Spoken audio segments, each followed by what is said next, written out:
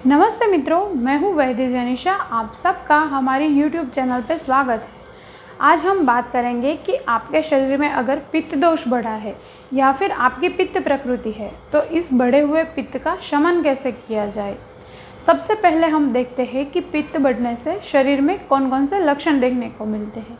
तो पित्त बढ़ने से सीने में जलन होती है, शरीर में जलन होने लगती है, उल्टी जैसा लगता है, बाल सफ़ेद होने लगते हैं, बाल झड़ने लगते हैं, ज़्यादा पसीना आता है और पसीने से दुर्गंध आती रहती है।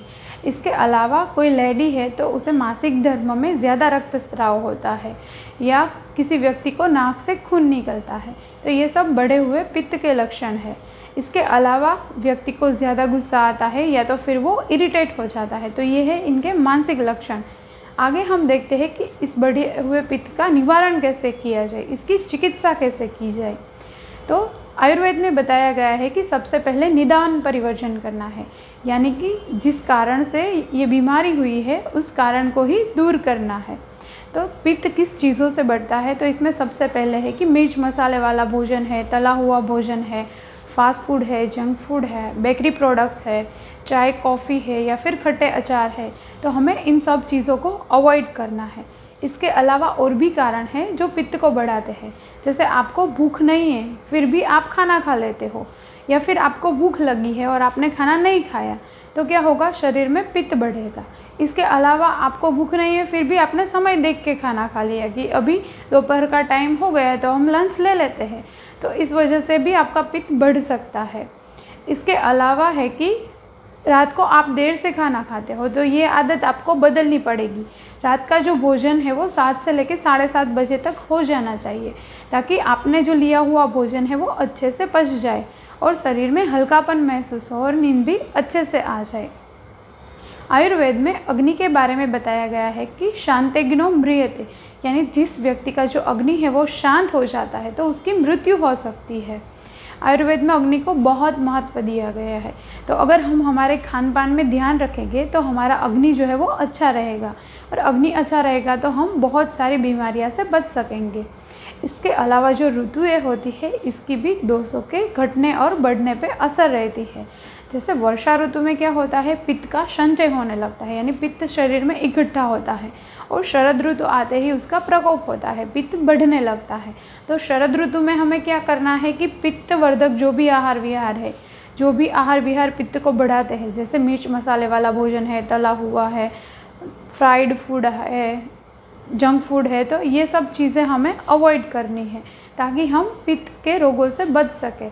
इसके अलावा जो भी लोग युवा अवस्था में हैं, ऐसे लोगों को भी मिर्च मसाले वाला या फिर तला हुआ या पित्त बढ़ाने वाला जो भी डाइट है वो नहीं लेना है, ताकि वो पित्त के रोगों से बच सके। और जो भी लोग पित्त प्रकृति वाले हैं उन्हें भी ये बात ध्यान में रखनी है कि मिर्च मसाले वाला नहीं लेना है, क्योंकि कभी कभी ऐसा होता है कि मसाले वाला कुछ भी खाने से ये लोगों की तकलीफ़ जो है वो बढ़ सकती है। पित्त प्रकृति वाले लोगों की जो अग्नि रहती है वो है तीक्ष्णाग्नि, तो ऐसे लोगों ने खाया हुआ जो भोजन है वो जल्दी पचन हो जाता है, डाइजेशन जल्दी हो जाता है।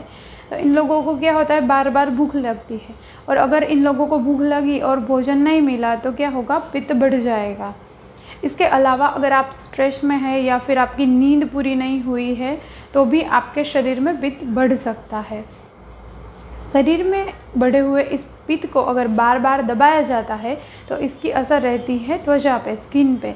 आपको स्किन पे चकत्ते देखने को मिलेंगे या फिर खुजली आएगी, त्वचा में जलन होगी, ये सब सिम्टम्स देखने को मिलेंगे। आगे हम देखेंगे कि घर पे इस पित्त का शमन कैसे किया जाए। तो आपको घर पे खाने में गाय का घी लेना है, गाय के घी का इस्तेमाल करना है। तड़का लगाने में, सब्ज़ी पकाने में या तो फिर रोटी पे लगाने पे गाय का घी लेना है। अगर आप घर पे मक्खन बना रहे हो तो उसमें शक्कर मिला के भी आप ले सकते हो, तो ये भी पित्त शामक है। इसके अलावा आंवले का मुखवास, आंवले का शरबत है, आंवले का कैंडी है, आंवले का मुरब्बा है, ये सब चीज़ें जो भी है वो भी पित्त शामक है। काला मुनक्का भी पित्त शामक है, तो इसके लिए आप रात को 7 से 8 मुनक्के पानी में भिगो के सुबह उसे चबा के खा सकते हो। अगर आप गुलकंद का भी यूज़ करना चाहो तो वो भी कर सकते हो। तो सुबह शाम 1-1 चम्मच गुलकंद है वो आपको दूध में मिला के लेना है। इसके अलावा आगे हम देखें कि कौन कौन से रसों का इस्तेमाल करना है। तो जो भी रस जो पित्त शामक है, जैसे कड़वा, कसेला और मीठा, तो ये हमें विशेष रूप से लेना है। और जो भी रस पित्त को बढ़ाते हैं, जैसे तीखा, खट्टा और नमकीन, तो इसे हमें अवॉइड करना है। आगे हम देखते हैं कि कौन सा पंचकर्म हमें करवाना है। तो पित्त को शरीर से बाहर निकालने के लिए हमें रक्तमोक्षण या फिर विरेचन कर्म करवाना है। तो इसके लिए आपको अपने नज़दीकी आयुर्वेदिक सेंटर पे जाना होगा। विरेचन में क्या किया जाता है कि जो बढ़ा हुआ पित्त है उसे जुलाब के द्वारा शरीर से बाहर निकाला जाता है, और रक्तमोक्षण में जो बिगड़ा हुआ खून है उसे शरीर से बाहर निकाला जाता है। तो इस तरह आप अपने नज़दीकी आयुर्वेदिक सेंटर पे जाके पंचकर्म करवा सकते हो। बहुत सारे लोग ये गलती करते हैं कि अनइजीनेस जैसा लगता है या तो फिर शरीर में हेवीनेस लगती है, तो दवाई लेके उसे शांत कर देते हैं, लेकिन ये गलती नहीं करनी है।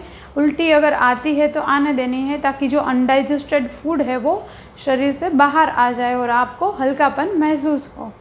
तो आज की ये वीडियो अगर आपको अच्छी लगी है तो इसे लाइक कीजिए और हमारी चैनल को सब्सक्राइब कीजिए। Stay healthy and happy with Ayurveda. Thank you.